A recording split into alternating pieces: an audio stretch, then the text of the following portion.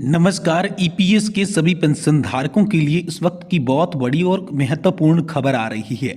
जी हां दोस्तों, अगर आप कर्मचारी भविष्य निधि संगठन यानी कि दोस्तों ईपीएफओ के मेंबर हैं या फिर दोस्तों आप ईपीएस 95 हायर पेंशन्स के तहत आने वाले पेंशनधारक हैं, तो दोस्तों आप सभी के लिए बड़े बदलाव यहां पर हो चुके हैं। फरवरी 2025 से ही ये बड़े बदलाव जो हैं आप सभी की पेंशन्स को लेकर लागू होने वाले हैं। तो आखिरकार ईपीएस 95 पेंशन योजना को लेकर क्या बड़ी खबर आई है। यहाँ पर बजट से पहले आप सभी के लिए क्या क्या बड़ी खुशखबरी हो सकती है, बजट में आप सभी को क्या घोषणा कर सकती है वित्त मंत्री निर्मला सीतारमण, इसके बारे में दोस्तों बड़ी खबर आई है। तो चलिए इसके बारे में आप सभी पेंशन धारकों के लिए यहाँ पर जो है विस्तार से जानकारी को जानते हैं। देखिए यहाँ पर दोस्तों बात करने तो यहाँ पर पेंशन भोगियों के लिए हाल ही में यहाँ पर जो है ईपीएफओ की ओर से बड़ी खबर निकल कर आ रही है। पेंशन से जुड़े कई अहम बदलाव किए गए हैं। इन बदलावों का उद्देश्य पेंशन भोगियों को बेहतर सुविधाएं प्रदान करना, पेंशन प्रक्रिया को सरल बनाना। तो इस वीडियो के अंदर हम पूरे बदलाव जानने वाले हैं कि आखिरकार ईपीएस 95 पेंशन योजना के तहत नए बदलाव क्या क्या हैं और हायर पेंशन की प्रक्रिया किस प्रकार से है, ईपीएफओ के द्वारा नए दिशा निर्देश जो है वो क्या जारी किए गए हैं। तो इसके बारे में दोस्तों संपूर्ण रूप से जानकारी आप सभी को यहां पर दे रहे हैं। आप कृपया वीडियो को स्टार्ट से लास्ट तक जरूर देखिएगा।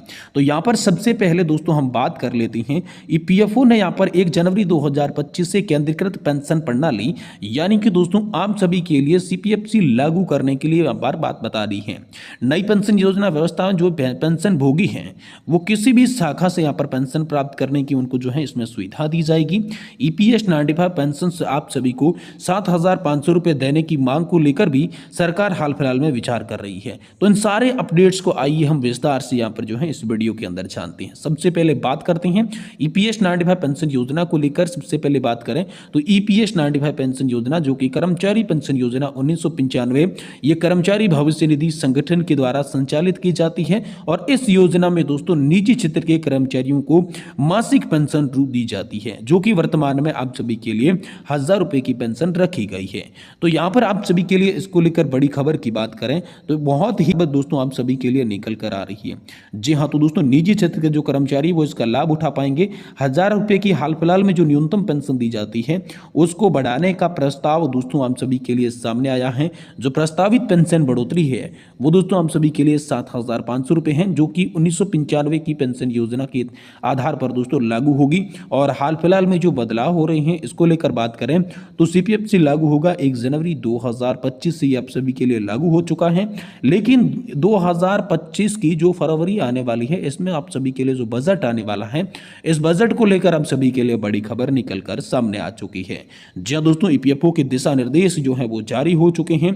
हाल ही में महत्वपूर्ण दिशा निर्देश आप सभी के लिए निकलकर सामने आ रहे हैं। तो दोस्तों इससे सबसे पहले बड़े बदलाव की बात करते हैं। केंद्रीय कर्मचारी और पेंशन भोगियों के लिए यहाँ पर पेंशन भुगतान प्रणाली यानी कि सीपीएफसी को लेकर दोस्तों आप सभी के लिए बड़ी खबर आ रही है। 1 जनवरी 2025 से सीपीएस लागू हो गया है। अब पेंशन भोगी किसी भी बैंक की शाखा से जो है अपनी पेंशन प्राप्त कर सकती हैं। पेंशन भुगतान आदेश जो आप सभी का पीपीओ होता है वो अब दोस्तों एक जगह से दूसरी जगह ट्रांसफर करने की आपको जरूरत नहीं पड़ेगी और बैंक नए दस्तावेज जो हैं वो दोस्तों आईएफएससी कोड के साथ सिस्टम से जोड़ा जाएगा और आप सभी को यहाँ पर जो है बड़ा लाभ यहाँ से देखने को मिल जाएगा। ये दोस्तों आप सभी के लिए बड़ा अपडेट आया है। वहीं बड़े दूसरे अपडेट की दोस्तों आप सभी के लिए बात करें तो यहाँ पर बहुत बड़ा अपडेट आप सभी के लिए संयुक्त घोषणा प्रक्रिया को लेकर निकल कर आ रहा है। जहाँ दोस्तों 31 जुलाई 2024 को एसओपी संस्करण 3.0 को स्थापित किया गया था और इस संस्था में 3 संस्थाएं नियुक्त थी। जहाँ दोस्तों अवलोकन जमा करने की प्रक्रिया को सरल बनाने का इसमें बात कही गई थी। तो आखिरकार दोस्तों उच्च पेंशन को लेकर क्या बड़ी खबर आ रही है। तो ईपीएफओ ने उच्च पेंशन कर्मचारियों के लिए पेंशन की प्रक्रिया जारी की है। सभी पेंशन भोगियों के लिए समान पेंशन की गणना सुनिश्चित यहाँ पर जो है आप सभी के लिए की जाएगी। पेंशन प्राप्त करने के साथ साथ दोस्तों आप सभी को आधार पर अनुभव महानुभव के आधार पर छूट का अनुसरण भी दोस्तों आप सभी के लिए यहाँ पर किया गया है। वहीं दोस्तों यहाँ पर बात करें तो सदस्य प्रोफाइल अपडेट की प्रक्रिया को जो है यहाँ पर आप सभी के लिए सरल बना दिया जा चुका है। आधार स्थापित यूएन वाले सदस्य बिना किसी दस्तावेज के व्यक्तिगत जानकारी जो है वो अपलोड कर पाएंगे। 1 अक्टूबर 2017 से पहले जारी होने वाली यूएन के लिए कुछ मामलों में यहाँ पर क्रिप्टो करेंसी जैसे प्रमाणित भी की जाएगी। यहाँ पर दोस्तों हम सभी के लिए बात करें तो ईपीएस 95 पेंशन की वृद्धि को लेकर भी बड़ी खबर आ रही है। जी हाँ दोस्तों ईपीएस 95 पेंशन भोगी लंबे समय से न्यूनतम पेंशन 1000 रुपए जो है वो पा रहे थे और बढ़ोतरी की मांग कर रहे थे। तो अब वो बढ़ोतरी की जो मांग है पेंशन भोगियों की 7500 रुपए की मांग सामने निकल कर आ चुकी है। तो आखिरकार 7500 रुपए की मांग निकल कर सामने आई। इसके साथ साथ दोस्तों विभिन्न प्रकार के आप सभी के लिए भत्ते जैसे कि डीए में वृद्धि हो गई, पेंशन भोगी और उनके जीवन साथी के लिए निःशुल्क चिकित्सा उपचार की भी बात दोस्तों हम सभी के लिए सामने आ रही है। और इसी को लेकर 10 जनवरी 2025 को ईपीएस 95 पेंशन भोगियों के आदेश के अनुसार वित्त मंत्री की एक यहाँ पर जो है मुलाकात की गई थी और वित्त मंत्री के ने यहाँ पर भरोसा दिलाया।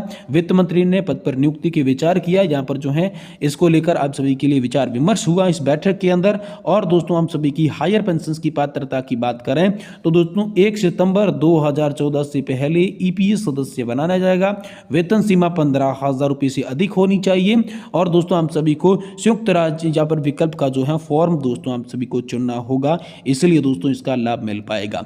वहीं दोस्तों बात करें कि ईपीएस पेंशन बढ़ाने के लाभ को लेकर क्या लाभ होंगे, तो यदि सरकार ईपीएस 95 पेंशन योजना के तहत पेंशन को बढ़ाती है 7500 करती है तो आप सभी को कई लाभ होंगे, जिसमें दोस्तों मुख्यतः पहले लाभ की बात करें तो पेंशन भोगियों की आर्थिक स्थिति जो है वो सुधरेगी और सर्वोत्तम जीवन स्तर जो है पेंशन भोगियों को मिलेगा। साथ ही साथ स्वास्थ्य की देखभाल भी वो अच्छी तरीके से कर पाएंगे, स्वास्थ्य के लिए खर्च की क्षमता जो है उनकी बढ़ जाएगी और आर्थिक सुरक्षा में दोस्तों आप सभी को मदद मिलेगी और समाज में भी वृद्ध नागरिकों का यहाँ पर जो है पेंशन वृद्धि के कारण सम्मान जो है वो बढ़ने वाला है। साथ ही दोस्तों बात करें ईपीएस 95 पेंशन बढ़ोतरी के लिए रास्ता क्या हो सकता है और इससे जुड़ी चुनौतियां जो है वो क्या क्या हो सकती हैं। आप सभी के लिए जो पेंशन बढ़ाने की जायज मांग हो रही है, लेकिन इसमें कुछ चुनौतियां जो हैं आप सभी के लिए यहाँ पर मजबूर कर रही है पेंशन न बढ़ाने को लेकर। पहली चुनौती की बात करें तो आप सभी के लिए वित्तीय बोझ है। जी हाँ दोस्तों, पेंशन में वृद्धि सरकार के अतिरिक्त वित्तीय बोझ डालेगी, जिससे सरकार जो है पेंशन बढ़ोतरी के लिए रास्ता नहीं अपना रही है। वहीं फंड की उपलब्धता को लेकर बात करें तो कर्मचारी भविष्य निधि संगठन को अतिरिक्त धनराशि की आवश्यकता होगी, इसलिए यहाँ पर कर्मचारी भविष्य निधि संगठन जो है वो पेंशन बढ़ोतरी के पक्ष में नहीं नजर आ रहा है। और वहीं नीतिगत निर्णय को लेकर बात करें तो यहाँ पर सरकार के विभिन्न हितधारकों ने हितों को ध्यान में रखना होगा, इसलिए यहाँ पर नीतिगत निर्णय हो जाता है, इसलिए यहाँ पर जो है ये नहीं लिया जा रहा है। और इन चुनौतियों के बावजूद सरकार पेंशन भोगियों की मांगों पर गंभीरता से विचार कर रही है। आने वाले समय में इस संबंध में कोई भी ठोस कदम आप सभी पेंशन भोगियों के लिए उठाया जा सकता है। अब दोस्तों कुल मिलाकर इस खबर की निष्कर्ष की बात करें तो ईपीएफओ द्वारा हालिया बदलाव और ईपीएस 95 पेंशन बढ़ाने को लेकर जो मांग पेंशन भोगियों के अंदर एक आशा की किरण है और केंद्रीकृत पेंशन भुगतान प्रणाली और अन्य सरलीकरण प्रक्रियाओं से पेंशन भोगियों को बड़ी राहत मिली है। हालांकि पेंशन वृद्धि एक जटिल मुद्दा है, लेकिन सरकार इस मुद्दे पर गंभीरता से विचार कर रही है और पेंशन भोगियों को यहाँ पर सलाह दी जाती है कि वे ईपीएफओ के अधिकतम यहाँ पर जो है ईपीएफओ की जो आधिकारिक वेबसाइट है उस पर नजर बनाए रखें और समय समय पर जारी होने वाले अपडेट्स को लेकर यहाँ पर जो है सतर्क हो जाएं। तो दोस्तों ये बड़ी खबर हाल फिलहाल में आप सभी पेंशन धारकों के लिए निकल कर सामने आई है। वीडियो की जानकारी पसंद आई है तो इसे लाइक कर दें और चैनल को जरूर सब्सक्राइब कर